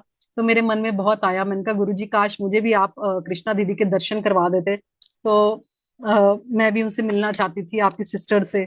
तो उस समय तो मेरा हुक्म नहीं था संगत जी। बाद में गुरु जी ने राखी से 2 दिन पहले मुझे जलंधर मंदिर भेजा। उस दिन 7 तारीख थी, हम रघुवीर अंकल के भी घर जलंधर में गए वहां सत्संग अटेंड करने। तो किसी सेवादार से मुझे गुरुजी ने मिलवाया जलंधर मंदिर में। उन्होंने संगत जी हमें फिश एक्वेरियम के पास ले जाके बिठाया। वहां पर मुझे महाराज का सत्संग याद आ गया, फिशेस का। और मैं महाराज के रूम को देखी जाऊं कि यहाँ गुरुजी बैठते थे, गुरुजी कैसे कल्याण करते थे। ऊपर सीढ़ियों में बाबा अंकल का सत्संग है, शिव गौरा का। यहाँ पर गुरुजी ने उनको बचाया था, शिव गौरा ने डांस किया था इधर। मैं सब याद आए जाए मुझे और मैं रोई जाऊं कि गुरुजी आपने मुझे फिश एक्वेरियम के पास बिठा दिया। यहाँ तो किसी की एंट्री अब अलाउड ही नहीं होती। तो फिर उन्होंने वहीं से दरबार खोला और हमें गद्दी के पास मत्था टेकाया, वहीं बैठे प्रसाद खिलवाया। फिर अंदर से कृष्णा दीदी ने आवाज मारी संगत जी, और मैं और मेरे साथ एक आंटी, हम अंदर रूम में गए जहाँ कृष्णा दीदी बैठी हुई थी। क्या औरा था संगत जी, वो मैं शब्दों में नहीं बता पाऊंगी। वहां पे एक दीवान रखा हुआ था, गुरु जी की गद्दी लगी हुई थी। कृष्णा दीदी ने बैठ के मेरा नाम पूछा, मुझसे बातें की, गुरु जी की बचपन की बातें करी। और आधा घंटा गुरु जी ने हमें कृष्णा दीदी के पास वहां बिठाए रखा। कृष्णा दीदी खुद ही कहने लगी, मुझे मुझे नहीं समझ आ रहा आप लोग कैसे यहाँ पर आके बैठ गए, जबकि मैं किसी से मिलती नहीं हूँ। तो ये सब गुरु जी की ब्लेसिंग्स, गुरु जी की करनी। गुरु जी कुछ भी कर सकते हैं संगत जी। फिर मैं कौन होती हूँ संगत जी, मेरी तो कोई औकात ही नहीं। मैं अपने धीरे से डर से मैंने अपने पर्स में राखी रखी हुई थी, क्योंकि मैं तो हर एक रूप गुरु जी के अंदर देखती हूँ। माता पिता, भाई बहन, दोस्त, सारे रिश्तेदार मेरे जो भी हैं सब गुरुजी महाराज ही हैं। मेरा कैलाश ही मेरा पूरा परिवार है, मैं इसी को ही मेरा परिवार समझती हूँ संगत जी। मैंने चुपके से राखी निकाली महादेव के नाम की। मैंने डरते डरते कृष्णा दीदी के हाथ में राखी रखी और मैंने कहा दीदी राखी है, और ये मैं गुरुजी के लिए लाई थी, अगर आप इसको स्वीकार कर लो तो मैं सोचूंगी कि मेरा धन भाग्य है। और दीदी ने बड़ी विनम्रता से वो राखी स्वीकार करी संगत जी।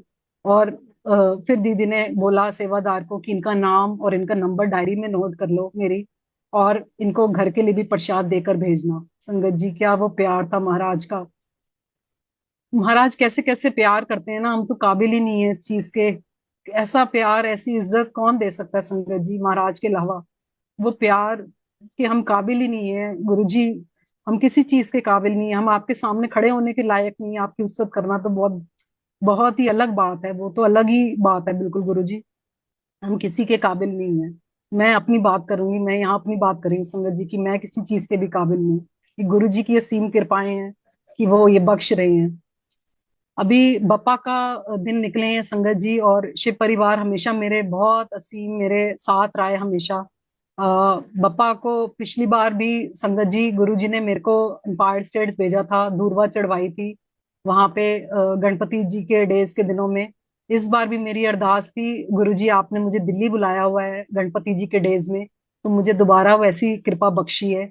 और मेरा, मैं किसी को नहीं जानती संगत जी, कोई मैनेजमेंट को नहीं, जो भी वहां के प्रोटोकॉल है छोटे मंदिर के, मैं किसी को भी नहीं जानती संगत जी।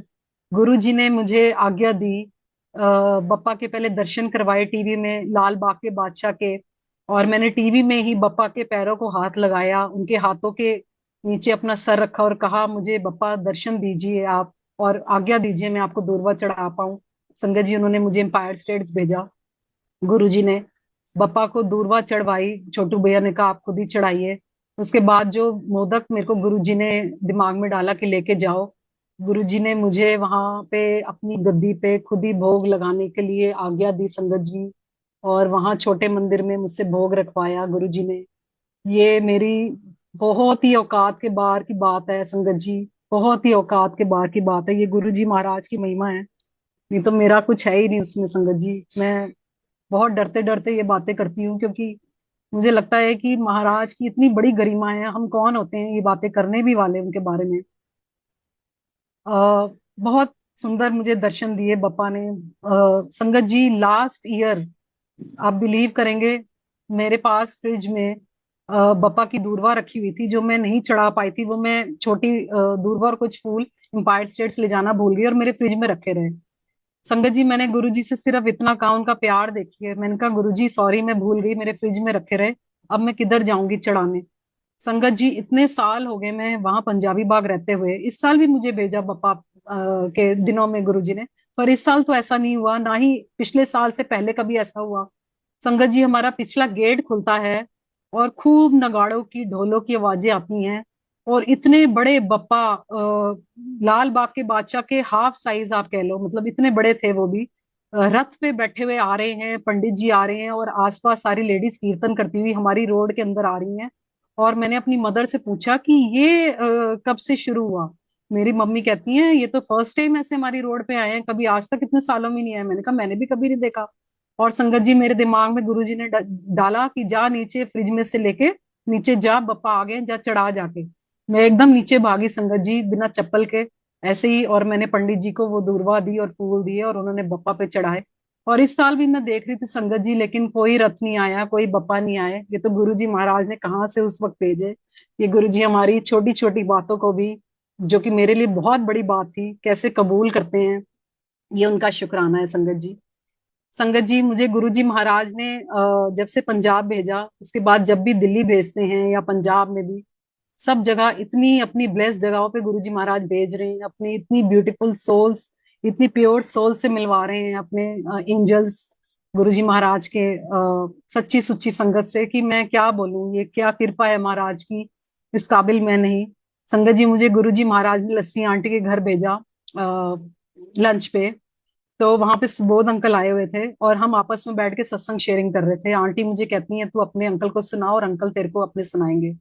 संगत जी हम वहां पे शेयरिंग कर रहे थे, अंकल अपने सुना रहे थे, आंटी मेरे से थोड़ी सी दूर बैठी हुई थी, लस्सी आंटी, और मैं उनके साथ ही सोफे पे थोड़ी सी डिस्टेंस में बैठी हुई थी।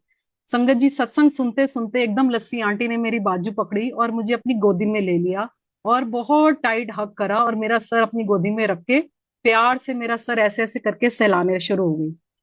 और मैं हैरान हो रही हूँ कि आंटी क्या कर रही हैं, और 15-20 मिनट आंटी ने मुझे अपनी गोद में ही रखा संगत जी। जब तक मैं अपनी मर्जी से नहीं उठी आंटी ने मुझे नहीं उठाया। फिर मैंने आंटी से पूछा, आंटी ने फिर घुट के मुझे प्यार किया और मुझे कहती हैं तुझे क्या पता कि गुरुजी ने मुझे 3 बार आवाजें मारी कान में, पूजा नू अपनी गोदी विच लै, पूजा नू अपनी गोदी विच लै। संगत जी मैं इतनी हैरान आंटी को, मतलब मैं सुन रही हूँ और आंटी बोली जा रही हैं कि ऐसा कभी इतने सालों में आज तक किसी के लिए भी नहीं हुआ। और मैंने गुरुजी को मना किया कि गुरुजी है वो क्या सोचेगी, मैं आप मुझे क्या करने के लिए बोल रहे हो। तो गुरुजी ने तीसरी बार डांट के बोला मैं तेरे को क्या कह रहा हूँ, पूजा नु अपनी गोदी विच ले। फिर संगत जी मेरा रोना ही नहीं बंद हुआ और आंटी मुझे कहती हैं कि आप गुरुजी से कुछ कह रहे थे। मैंने कहा हाँ जी आंटी, ये तो मेरी बहुत पर्सनल प्रेयर है जो मैं गुरुजी से करती हूँ, मैं शुरू से यही प्रेयर करती हूँ। और संगत जी आंटी ने मुझे बोला कि वो साझा करो, तो मैं आप सबके साथ साझा करूंगी। वैसे ही मेरी बहुत पर्सनल प्रेयर है जो मैं महाराज के साथ करती हूँ। हम सब गुरु जी महाराज के शिव स्वरूप का ध्यान धरेंगे आंखें बंद करके। मैंने उस समय ये कहा कि हे मेरे महादेव बैठे हुए कैलाश में, आपकी इतनी सुंदर जो जटाएं हैं, उससे भी ज्यादा अपने भक्त से प्यार करो गुरु जी महाराज। उसमें बनी हुई जो माँ गंगा जिसका भाव सिर्फ आपकी जटाएं संभाल सकती हैं, जो आपके शीश में विराजमान है, उससे भी ज्यादा प्यार करो गुरु जी महाराज। जो आपके शीश में चंद्रमा विराजमान है, उससे भी ज्यादा प्यार करो गुरु जी महाराज। जो आपके माथे पर गुरु जी महाराज मुझे आपके शिवलिंग के दर्शन होते हैं, उसमें ओम एक ओमकार के दर्शन होते हैं, त्रिशूल के दर्शन होते हैं, उससे भी ज्यादा प्यार करो गुरु जी महाराज। जो आपके मस्तक पर त्रिनेत्र हैं, उससे भी ज्यादा प्यार करो गुरु जी महाराज। जो आपके कानों के कुंडल हैं, आपके गले में जो आपने नीलकंठ महादेव, जो आज भी हम सबके कर्म गुरु जी महाराज अपने ऊपर लेते हैं, और उस समय भी आपने पूरी सृष्टि के लिए विष पिया, नीलकंठ धारण किया, उससे भी ज्यादा प्यार करो गुरु जी महाराज। जो आपके गले में वासुकी देव विराजमान है, नाग मुंडमाला रुंडमाला रुद्राक्ष विराजमान है, उससे भी ज्यादा प्यार करो गुरु जी महाराज। जो आपके पूरे शरीर में आपने राख लपेटी हुई है शमशान की, आपने विभूति, आपने भस्म धारण की हुई है, उससे भी ज्यादा प्यार करो गुरु जी महाराज। जो आपके हाथों में त्रिशूल और डमरू विराजमान है, उससे भी ज्यादा प्यार करो गुरु जी महाराज। जो आपके साथ में माँ जगदम्बा, सृष्टि की माँ अम्बा, जिनके 51 शक्तिपीठ हैं, 52 शक्तिपीठ हैं सॉरी, उनसे भी ज्यादा प्यार करो गुरु जी महाराज। जो गणपति महाराज है, नंदी महाराज है, कार्तिकेय हैं, अशोक सुंदरी हैं, उनसे भी ज्यादा प्यार करो गुरु जी महाराज। आपके कैलाश में विराजमान सारे गण हैं, जो भी आपके कैलाश में विराजमान है, हम नहीं जान सकते गुरु जी महाराज, उनसे भी ज्यादा प्यार करो। संगत जी, मैंने सिर्फ गुरु जी से यही कहा, और गुरु जी महाराज ने लस्सी आंटी को कहा पूजा नो अपनी गोद बिछ ले। तो ये क्या प्यार है गुरु जी महाराज का, हमारी इमेजिनेशन से भी परे है संगत जी। क्या हम इस काबिल हैं कि हम कुछ बोल दें और महाराज उसको उसी वक्त कर दें? क्या हमारी भक्ति में इतनी शक्ति है संगत जी? नहीं है, मेरी में तो नहीं है, कोई समर्था नहीं, कोई कुछ भी नहीं, कोई भक्ति नहीं, कुछ भी नहीं करती मैं गुरु जी के लिए। मैं क्या कर सकती हूँ? ना मेरे मेरे अंदर वैसा प्यार है प्योर वाला, जो गुरु जी हमें जैसा देते हैं वो प्योर प्यार हम कहाँ दे पाते हैं बदले में गुरु जी को कुछ भी। संगत जी, गुरु जी ने मुझे फिर सबसे ब्लेस्ड अपनी सोल सिंगला अंकल के घर भी भेजा। अंकल ने भी मुझे एज अ फादर फिगर इतना प्यार दिया, आंटी ने भी इतना प्यार दिया एज अ मदर, वहां भेजा मेरे लिए। इतना वो सुंदर पल थे गुरु जी के साथ संगत जी, कैसे गुरु जी ने मुझे वहां भेज दिया, वो महाराज की आज्ञा के बिना तो अलाउड ही नहीं होता। और अंकल खुद गुरु जी महाराज की ब्लेस्ड दी हुई शर्ट पहन के खड़े हुए और मेरी वेट करे संगत जी। क्या मेरी औकात, क्या मैं इसके काबिल हूँ संगत जी? मैं किसी चीज के काबिल नहीं। और अंकल के जब मैंने फीट टच करने की कोशिश करी, उन्होंने मुझे बड़े प्यार से एज अ फादर मुझे गले लगा के कहा कि बेटियां पैर नहीं छूती। संगत जी, ये गुरु जी महाराज का प्यार था। गुरु जी महाराज ने वहां पे मुझे अपने कैलाश के दर्शन करवाए, जो अंकल को गुरु जी ने अपने हाथों से ब्लेस करके दिए थे संगत जी। उसी के बाद मेरा रास्ता खुला था कैलाश के दर्शन करने का। तो मैं शुक्राना करती हूँ अंकल आंटी का भी, उनके घर का भी, जो वहां से मुझे मेरे कैलाश जाने का मुझे मौका मिला। संगत जी, महाराज का असीम प्यार है, जो आज भी बरसता जा रहा है, दिन रात बरसता जा रहा है। हम सो रहे होते हैं, हम जाग रहे होते हैं, महाराज कैसे कैसे रक्षा करते हैं। मैं आपको ये सत्संग शेयर करती हूँ। संगत जी, अभी पीछे इतनी बारिशें हुई पंजाब में, और मैं दिल्ली में थी और मेरे अंकल यहाँ पंजाब में थे। तो यहाँ पर बारिश के कारण मेरे अंकल जब सो रहे थे रात को, तो ऊपर से हमारी पीओपी रात के 1:30 बजे नीचे गिरती है बेड पर, और पंखे से टकराती हुई इतनी उसकी आवाज थी। मेरे अंकल ने जो मुझे बताया कि हम इतना डर गए कि सोचो कि सोए हुए की भी रक्षा गुरुजी महाराज कैसे करते हैं। पीओपी गिर गई संगत जी, और हमारे सामने टीवी लगा हुआ था रूम में, और अभी जस्ट नए लिया था टीवी। वो पीओपी वहां से टकरा के हमारे रूम में, छोटा गुरुजी महाराज का छोटा सा स्वरूप लगा हुआ है, स्टडी टेबल है, स्टडी टेबल के पीछे कोई जगह ही नहीं संगत जी। वहां से टकराती हुई पीओपी का इतना मोटा पत्थर महाराज के स्वरूप के पीछे कैसे गिर सकता है? वहां जाने की कोई जगह ही नहीं है। जब मैं घर आई और मैंने जब स्टडी टेबल हटाया, तो इतनी मोटी मोटी पीओपी के पीसेस पीछे गिरे हुए संजय जी, जहाँ पे इतनी सी जगह थी बस पीछे जाने की, वो कैसे जा सकती है? गुरुजी ने कैसे जान बचाई, और गुरुजी ने उनका भार अपने स्वरूप के पीछे ले लिया, और उस दिन सोए हुए की भी रक्षा गुरुजी महाराज ने करी। संगत जी, क्या आप सोच सकते हैं गुरुजी की क्या सीम ब्लेसिंग्स हैं, कि सोए हुए की भी रक्षा गुरुजी महाराज प्राणों की कैसे कर रहे हैं। वो कहते हैं ना, जिस दे सर ऊपर तू स्वामी, वो कैसा दुख पावे। किसी चीज का कोई दुख ही नहीं है। जो हुआ, जो होना है वो तो होना ही है संगत जी, लेकिन गुरु जी का हाथ आ जाता है रक्षा कवच, तो उस होनी को हमें कोई भी छू नहीं सकता। ये गुरु जी की मेहर है।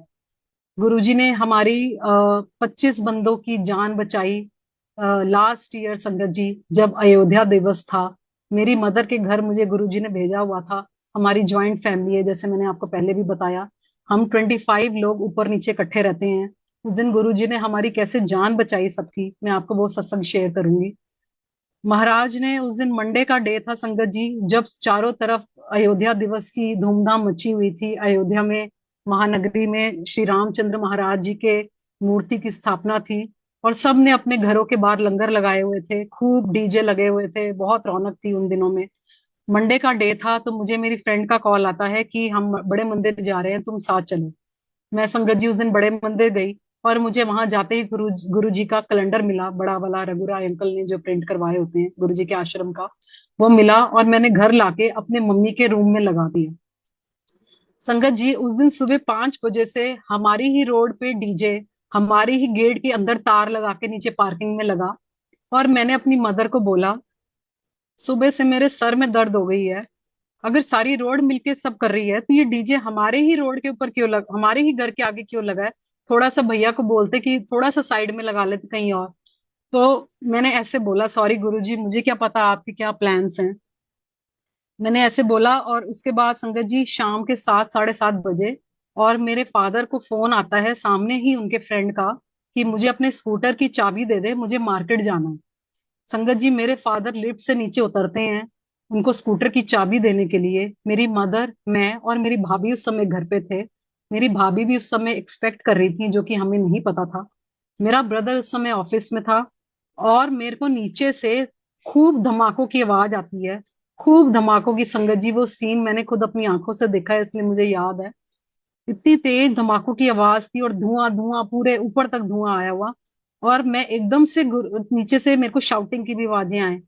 और मुझे नहीं पता नीचे क्या हुआ हुआ है। और मैं एकदम से रूम में भागी जहां मैंने गुरुजी का कैलेंडर स्वरूप लगाया हुआ था। वहां जाके मैंने गुरुजी के आगे अरदास करी। मैंने कहा, महाराज मुझे नहीं पता नीचे क्या हुआ है, लेकिन आज आप सबको बचा लेना। बस मैंने इतना ही कहा संगत जी। और मैं एकदम से भागी। मेरी भाभी उस समय वॉशरूम में जाने लगी थी, गीजर ऑन था। मैंने सबसे पहले एमसीबी डाउन किया, जो मेरे को सोजी आई दिमाग में। मैंने अपनी भाभी का हाथ पकड़ा। मैंने अपनी मदर का हाथ पकड़ा, जो बिल्कुल कांस्टेंट होके खड़े हो गए थे डर के मारे। मैंने उनको सीढ़ियों से नीचे उतारा। लिफ्ट तो बंद ही हो गई थी ऑफ कोर्स। ऊपर भी मैंने चिल्लाई, मैं ऊपर नीचे भी मैं एकदम शाउटिंग करी कि सब पहले बिल्डिंग खाली करो, नीचे क्या हुआ है मुझे नहीं पता। संगत जी, सबको मैंने शोर मचा के बिल्डिंग खाली हुई। जैसे ही मैं नीचे उतरे तो हमारे जो वहां पे मीटर्स लगे हुए थे, सभी मीटर्स में ब्लास्ट हो रहा संगत जी। आग फर्स्ट फ्लोर के बालकनी तक पहुंच चुकी थी। क्या वो इतनी ब्लास्ट हो रहा, और हमारी 8 गाड़ियां पार्किंग के अंदर खड़ी हुई संगत जी उस समय। और हम सारे मेंबर्स ऊपर अपने कमरों में एसी चला के बैठे हुए, दरवाजे बंद करके। संगत जी, जैसे ही हम नीचे उतरे सारी बिल्डिंग खाली हो गई। एंड गुरु जी ने क्या हेल्प भेजी, सामने 2 मकान बन रहे थे। सारे नेबर्स इकट्ठी हो गई, रेता आया और रेते ने हमारी आग को कंट्रोल करने में बहुत मदद करी। गुरुजी महाराज ने पहली हेल्प भेज दी। फायर ब्रिगेड तो आग बुझने के भी घंटे बाद जाके आई। रेते ने आग कंट्रोल करने में 20 मिनट लग गए संगत जी। और आप सोचिए क्या वो सीन होता अगर वो गाड़ी तक भी आग पहुंच जाती, अगर रेते से आग ना कंट्रोल होती। हमारी 8 गाड़ी अंदर खड़ी हुई थी। संगत जी, गुरु जी ने उस दिन कैसे जान बचाई। और वो जो तार गुरुजी ने जो डीजे की लगाई थी उस दिन हमारी पार्किंग में संगत जी, वहां मेरे कजन ब्रदर की गाड़ी, जो 15 साल बाद दिल्ली में गाड़ी चलनी बंद हो जाती है, वो गाड़ी खड़ी हुई थी। मीटर से बिल्कुल टच होती हुई कई महीनों से खड़ी हुई थी। और वहां से वो हिलती नहीं थी गाड़ी। वो गाड़ी गुरुजी ने वहां तार लगवाने के लिए हटाई। अगर वो गाड़ी वहां खड़ी रहती संगत जी, तो शायद हमें नीचे उतरने का भी टाइम ना मिलता। गुरुजी ने उसी दिन वहां तार लगवाने के लिए वो गाड़ी हटवाई वहां से, जो कि हमने सब कुछ कैमरे में बाद में देखा। स्कूटर जो मेरे फादर का वहां खड़ा हुआ था, गाड़ी तो हट गई। मेरे फादर थोड़ी देर पहले ही मार्केट से होकर आए थे वापस। तो उन्होंने स्कूटर को मीटर के पास खड़ा कर दिया था उस दिन। वो भी हमने कैमरे में बाद में देखा। आग लगने से, इंसिडेंस होने से 5 मिनट्स पहले गुरुजी महाराज ने हमारी बेल बजवाई सामने वाले अंकल से, और हमारे स्कूटर को वहां से हटवाया। गुरुजी की करनी आप इमेजिन करिए संगत जी। ये गुरु जी की करनियां हैं। क्या काबिल है हम महाराज के सामने भी खड़े होने के? क्या गुरु जी क्या क्या करते हैं हमारे लिए, आप सोचिए तो सही। क्या हम काबिल हैं गुरु जी से इतनी छोटी चीजें मांगने के लिए? इतने बड़े महादेव जहां पर आए हो, कौन कहता है कि ये माड़ा समय है? ये तो अच्छा समय है, तभी तो हम सब निकल रहे हैं यहाँ से बाहर। ये माड़ा समय तो तब था जब हमें महाराज के दर्शन ही नसीब नहीं हुए थे, तब से हमारे जीवन में माड़ा समय चल रहा था। संगत जी, उसके बाद एज यूजुअल जो करते हैं हमारे इन्फोर्समेंट डिपार्टमेंट से लेटर आया मेरे फादर के नाम, कि आपके सारे मीटर्स में कैसे आग लग गई। वो सब इंस्पेक्शन हुई बाद में। और इंस्पेक्टर आपको पता ही आजकल कैसे होते हैं, उन्होंने पैसे खाने के चक्कर में मेरे फादर को नोटिस भेजा कि जरूर कुछ तारों में कोई गड़बड़ हुई होगी, तभी ऐसा हुआ। वो लेटर भी मेरे फादर के नाम आई, क्योंकि जो लेटर हमने मीटर नए लगाने के लिए दिए थे उसमें मेरे फादर ने लिखी थी, इसलिए उनका नाम था, इसलिए उन्हीं के नाम पे इन्फोर्समेंट डिपार्टमेंट से लेटर आ गया। फिर वही बात कि गुरुजी महाराज हमारे साथ हैं, मेरे फादर बहुत घबरा गए कि फिर हमने गुरुजी के आगे अरदास करी, बड़े मंदिर हमारे पास हमेशा से हाजिर है, शुक्र है महाराज का, शुक्र है, शुक्र है, शुक्र है। बड़े मंदिर में हमने अरदास लगाई, गुरुजी आपको पता है आपसे बड़ा जज कौन है, आप विराजमान हो और आप हमेशा न्याय करते हो, जो बेकसूर होते हैं उनको तो न्याय आपने देना है गुरुजी, जज कौन होते हैं, कौन इंस्पेक्टर होते हैं, हमें तो कुछ एबीसीडी नहीं पता। गुरुजी आप बैठे हो एज अ जज, अगर हम बेकसूर हैं तो आप इस केस को रद्द करवाओगे, कैसे करवाओगे वो आपको पता हो, विदाउट एनी पेनल्टी। संगत जी, जब मेरे फादर का वहां पे आया जाने का इन्फोर्समेंट डिपार्टमेंट में, तो जो वहाँ इंस्पेक्टर बैठे हुए थे, दूसरे इंस्पेक्टर से दूसरे इंस्पेक्टर की पोजीशन चेंज हो गई, और उस इंस्पेक्टर ने मेरे फादर का चेहरा देखा और कहते हैं आप तो बेहद शरीफ लग रहे हो, आप तो ऐसे काम नहीं कर सकते, ये किसने आपके ऊपर ऐसा चार्ज लगाया है, मैंने पिछले सारे बिल्स आपके देखे हैं, आपके बिल्स तो हमेशा टाइम से क्लियर होते हैं, ये आपका चार्ज ही गलत है, तो मैं ये केस डिसमिस करता हूँ विदाउट नो पेनल्टी। संगत जी, वो केस वहीं पर गुरुजी ने हमारा डिसमिस करवा दिया, और ये सारी करनियां गुरुजी की हैं, हमारा इसमें कुछ भी नहीं, कुछ भी नहीं, सब करने वाले मेरे मालिक हैं, और हमारा इसमें कुछ भी नहीं है संगत जी। महाराज की असीम कृपा है संगत जी, जिसको गुरबानी का जी भी नहीं पता था, जिसको ये भी नहीं पता था कि बानी के पाठों को गुटका साहिब कहते हैं, जिसको ये भी नहीं पता था कि इसको कवर करके रखते हैं और इसका पाठ कैसे पढ़ा जाता है, जिसको किसी चीज की कोई नॉलेज नहीं थी, उनको कहाँ गुरुजी ने कैसे जोड़ा, मैं आपसे वो शेयर करूंगी। मेरे अंकल के घर में वहां पे गुरबानी चलती थी, उनकी दादी जी, उनकी परदादी जी सब अमृत वेला करते थे, श्री सुखमनी साहिब जी का पाठ करते थे, पंजाबी में काफी मोटा गुटका था उनके घर में। और मेरे अंकल ने बोला कि जो गुरबानी तुम गुरुजी के यहाँ सुनती हो वो बचपन से हम सुनते आ रहे हैं, तो यहाँ पर हर शिवरात्रि में कीर्तन भी होता था हमारे घर में, और गुरबानी तो हमारे घर में हमेशा चलती रहती थी। तो मुझे ऐसे घर में मैरिज करवाई गुरुजी महाराज ने। एंड मेरे अंकल बंगला साहब बहुत जाते थे और बाबा जी को बहुत मानते थे, तो बंगला साहब जाना मुझे भी बहुत अच्छा लगता था, हमें बहुत बार गुरुजी ने मौका दिया वहां सुखासन अटेंड करने का शाम के टाइम, जो रात को वहां कीर्तन होता है सरोवर के आगे भी। संगत जी, मैं वहां खड़ी हुई थी और मुझे कीर्तन सुन के बाबा जी का इतना रोना आया, इतना रोना आया, और मैंने उनसे प्रार्थना करी गुरु ग्रंथ साहिब जी को हाजिर नाजिर करके। मैंने कहा हे महाराज, मुझे कभी गुरबानी समझ नहीं आती, ना मुझे गुरबानी पढ़नी आती है, लेकिन आज मैं सच्चे दिल से आपसे ये प्रार्थना कर रही हूँ, क्या गुरु जी, क्योंकि मेरे को तो हर जगह गुरु जी महाराज ही नजर आते हैं संगत जी, मैं जिधर जाती हूँ, सीसगंज साहिब जी भी जाती हूँ, बंगला साहिब भी मैं हमेशा जाती हूँ, तो हमेशा वहां गुरु जी की बड़े मंदिर की गुरबानी चल जाती है, और कई बार रागी कीर्तन कर रहे होते हैं और हाथ में डमरू पकड़े होते हैं, मतलब ये अद्भुत ही होता है गुरु जी महाराज का, मतलब क्या वो नजारे होते हैं, गुरु जी गुरुद्वारों में भी क्या क्या दिखाते हैं कि रागी डमरू पकड़ के गुरबानी गा रहे हैं संगत जी, कमाल है गुरु जी की। तो मैंने कहा गुरु जी मुझे भी अपने पाठों से जोड़ो ना, क्या क्या गुरबानी है आपकी मुझे भी करनी है। संगत जी, मैं बाहर मार्केट में गई गुरु जी के आगे अरदास करके, वहां बंगला साहब की जो मार्केट है वहां से मैंने गुटका साहिब लिया। मैंने उनको यही कहा, मैंने कहा अंकल जी मुझे किताब दे दीजिए जिसमें पाठ पढ़ते हैं। तो वहां एक भाई जी खड़े हुए थे, वो मुझे कहते हैं बीबी इसको ना गुटका साहिब कहते हैं और इनका कवर करके लेकर जाओ, और ऐसे ऐसे इसको पढ़ते हैं, हिंदी में आप ले लीजिए, ये मात्रा ऐसे ऐसे पढ़ते हैं, आप नित्य का लीजिए पहले। और एक मैं बात आपको बता दूं, ये लेके तो सारे चले जाते हैं पर ये नियम से करता कोई नहीं है, आप ले जा रहे हो तो इसको निभाना भी। मैंने कहा ठीक है भाई जी, आप बता दीजिए इसको कैसे करते हैं, उन्होंने मुझे बताया। संगत जी, मुझे पीसीओडी की प्रॉब्लम थी कई सालों से, प्रेगनेंसी के बाद ही मुझे ये प्रॉब्लम हो गई थी, 35 ईयर्स की एज से ही मुझे, 32 ईयर्स की एज से मुझे प्रॉब्लम थी। तो जपजी साहब का पाठ करना मैंने शुरू करा संगत जी, और शायद मैं गलती करती होंगी, मुझे आज भी करना नहीं आता, मेरे को कोई मात्राएं नहीं पता, कुछ नहीं आता। गुरु जी के आगे जल प्रसाद रखती थी और वो पाठ करती थी जो गुरु जी ने बुद्धि में मेरे डाला। मैंने कहा गुरु जी जो मात्राएं उल्टी सीधी होंगी आप खुद ही स्वयं ठीक कर लेना, मुझे नहीं आता करना। मुझ निमानी को गुरु जी ने कैसे जोड़ा संगत जी, वो जल मैं पीती गई, वो पाठ में करती गई, 1 महीना मेरे से गुरु जी ने ऐसे करवाया, और पीसीओडी की जो मेरी कई सालों की प्रॉब्लम थी संगत जी वो बिल्कुल ठीक हो गई, और जो किसी गायनेकोलॉजिस्ट मेरी ठीक नहीं कर पाई वो गुरु जी महाराज के जपजी साहब के पाठ ने, जल प्रसाद ने मेरी ठीक कर दी। उसके बाद संगत जी मैं पाठ से जुड़ती गई महाराज के, फिर महाराज ने मुझे अपने सारे पाठों से जोड़ा, अपने सुखमनी साहब जी के पाठ से कैसे जोड़ा संगत जी। मुझे किसी अनजान आंटी का कॉल आता है, मैं उनको नहीं जानती, मुझे कहती हैं आंटी मैं सिविल लाइन से बोल रही हूँ, और मैं आपसे 5 मिनट्स लेना चाहती हूँ आपके। मैंने कहा हाँ जी बोलिए। कहती है मैं आपको श्री सुखमनी साहिब जी के पाठ के बारे में बताना चाहती हूँ। मैंने कहा हाँ जी बोलिए आंटी। तो कहती हैं कि आपको पता है ये सुखमनी साहिब जी का पाठ पांचवे पातशाही जी ने लिखा था, गुरु अर्जन देव जी ने। सॉरी संगत जी, मैं कुछ भी अगर गलत बोल रही हूँ तो क्षमा है पहले ही। तो जो मुझे याद है जैसे उन्होंने बताया, वो आंटी ने बताया कि वो सुखमनी साहिब जी के पाठ करने से पहले गुरु ग्रंथ साहिब जी की रचना कर रहे थे सरोवर के पास हरमंदर साहिब में। तो पूरे देवी देवता आकाश में आ गए और सब अपनी अपनी बानियां दे रहे थे उनको, और वो गुरु ग्रंथ साहिब जी में सारी बानियां डालती जा रहे थे, पांचवे पातशाही हमारे। और एक वहां पर मनुष्य बैठा हुआ था, और उन्होंने कहा पातशाह आप ये क्या कर रहे हो महाराज? तो उन्होंने कहा मैं ऐसे पाठ की रचना करने जा रहा हूँ जिसको पढ़ने और सुनने से आपको जीवन मृत्यु के चक्र से मुक्ति मिल जाएगी और कभी दोबारा जन्म नहीं लेना पड़ेगा। मैं ऐसे सारे दुखों के रोगों का नाश करने के लिए ऐसी बानी की रचना करने जा रहा हूँ।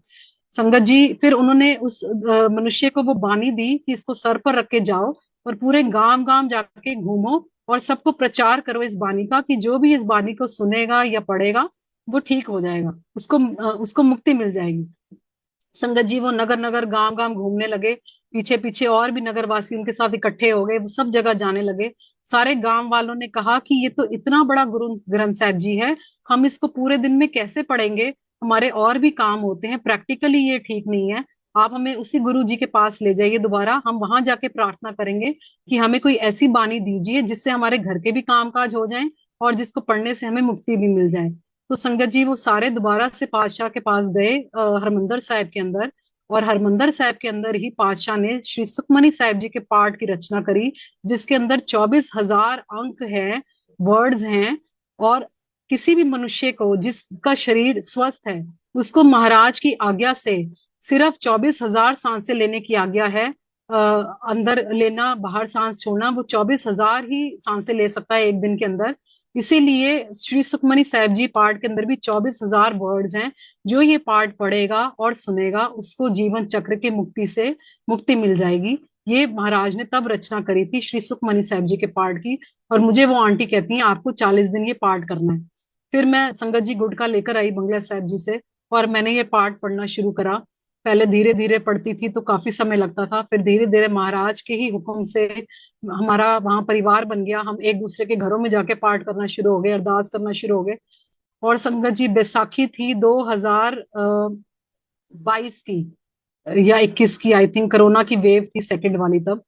तो बैसाखी थी तो हमारे घर में गुरुजी महाराज ने गुरु ग्रंथ साहिब जी भेजे, और गुरु जी का दरबार भी लगा हुआ था और रागी आए, श्री सुखमनी साहिब जी का पाठ हुआ।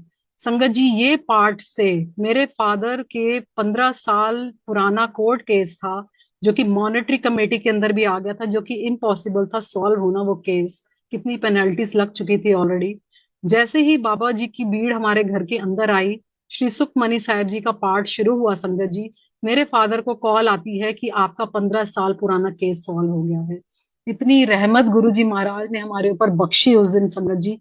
उसके बाद गुरुजी ने मुझे अपने इस पाठ से जोड़ दिया, और कोरोना में भी गुरुजी महाराज ने हमारे सारे परिवार की कैसे रक्षा करी, इस पाठ के सहारे से ही। गुरुजी ने डेली गद्दी लगवा दी थी घर में, और डेली सत्संग करवाते थे, मंत्र जाप करवाते थे।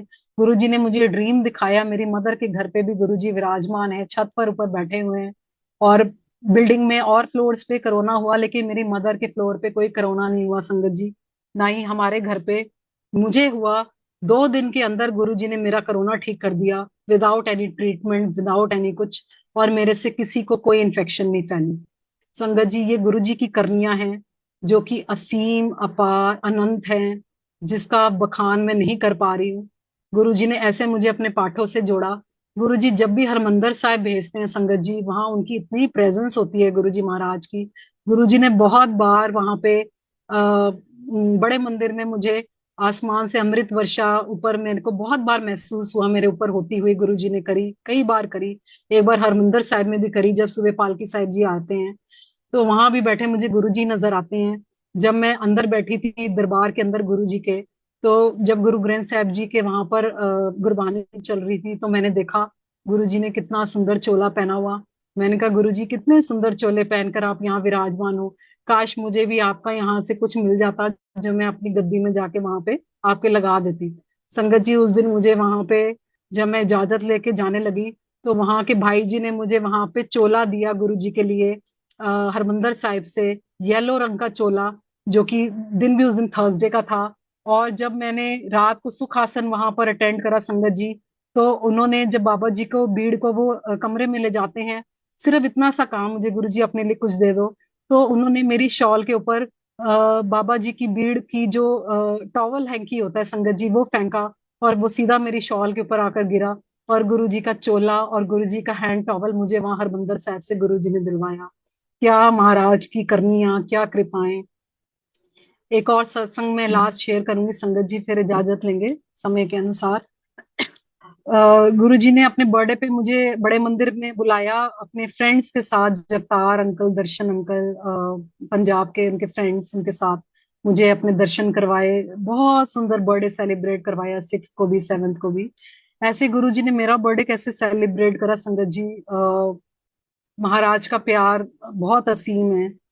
मैं हमेशा से अपना बर्थडे, जब से गुरुजी से मैं अटैच हुई हूँ संगत जी, बड़े मंदिर में ही मनाया है। 2 साल से मैं अकेले ही बड़े मंदिर चली जाती हूँ। मेरे अंकल थोड़ा काम की वजह से यहाँ चंडीगढ़ में होते हैं और बेटी पुणे होती है, तो मैं अकेली होती हूँ महाराज के साथ बर्थडे के लिए। तो महाराज मेरे को बर्थडे भी बहुत लाडो से, बहुत पैम्पर करके मनवाते हैं। ये उनका प्यार है। संगत जी पिछली बार गुरुजी ने मुझे दीपिका आंटी के दरबार में भेजा, मैंद्रू इनक्लेव में। वहां आंटी ने मुझे आज्ञा दी कि आप केक कटिंग करिए यहाँ आके अपने बर्थडे पे। और वहां जब मैंने केक कटिंग करी संगत जी, तो एकदम से दीपिका आंटी मेरे पास आती हैं और मेरी झोली में गुरुजी का चोला रख देती हैं, और मुझे कहती हैं कि गुरुजी ने मुझे बोला है कि पूजा को ये मेरा चोला देकर आ, और इसमें से फ्रेग्रेंस नहीं जाती कभी भी। उन्होंने मुझे ये बोला, और मुझे बोला इसको रखना नहीं है, अपना सूट बनवाना है। और उसके बाद उन्होंने मुझे गुरुजी का लॉकेट दिया, गुरुजी के चरणों से शिवलिंग के ऊपर से हार उतार के दिया और मेरी झोली में डाला, और मुझे घुट के इतना प्यार किया आंटी ने संगत जी, वो मैं बता नहीं सकती आपको कि क्या वो बर्थडे सेलिब्रेशन थी। क्या वो गिफ्ट दिया महाराज ने, अपना चोला मेरी झोली में, मेरी क्या औकात संगत जी। पर मैंने वो सूट अभी तक नहीं बनवाया। मैं हमेशा उस ब्लेस मोमेंट की वेट करती हूँ कि वो ऐसा पल आए जब, क्योंकि मुझे लगता है ये बहुत ही संभालने की धरोहर है। पता नहीं कभी दोबारा नसीब होगी कि नहीं। मैं उसको बहुत संभाल के रखा हुआ है संगत जी। फिर गुरुजी ने मुझे उस वीक में, बर्थडे वीक में, एम्पायर स्टेट्स भेजा। एंड एम्पायर स्टेट्स में उस दिन बर्थडे सेलिब्रेशन हो रही थी वहां पर। केक कटिंग हुई वहां, बर्थडे का लंगर प्रसाद था। उस दिन सुधा आंटी ने मुझे बेडरूम में भेज दिया गुरुजी के, जहाँ मैं कभी भी आज तक नहीं गई। 15-20 मिनट हम बेडरूम में बैठे रहे गुरुजी के। क्या वो गुरुजी का नजारा था, क्या वाइब्रेशन थी महाराज की, क्या वो कन्वर्सेशन करी महाराज ने मुझसे, मैंने महाराज से, क्या वो प्यार के पल थे संगत जी, मैं भुला ही नहीं सकती कभी। फिर गुरुजी ने मुझे बर्थडे वाले दिन बड़े मंदिर भी भेजा। उस दिन भी वहां पर किसी की बर्थडे सेलिब्रेशन का प्राइवेट सत्संग था, गुरुजी ने वो भी अटेंड करवाया। तो उनके प्यार में मैं कह ही क्या सकती हूँ, मेरे पास कोई वर्ड्स ही नहीं है संगत जी। उनका शुक्राना करने के अलावा मेरे पास कुछ भी नहीं है देने के लिए। मैं गुरु जी का शुक्राना ही कर सकती हूँ। सभी संगत को ब्लेस करे, जिन्होंने भी सत्संग सुना, जिन्होंने नहीं भी सुना, सब पर महाराज कृपा करे, सर्वदा भला करे महाराज। जय गुरु जी महाराज।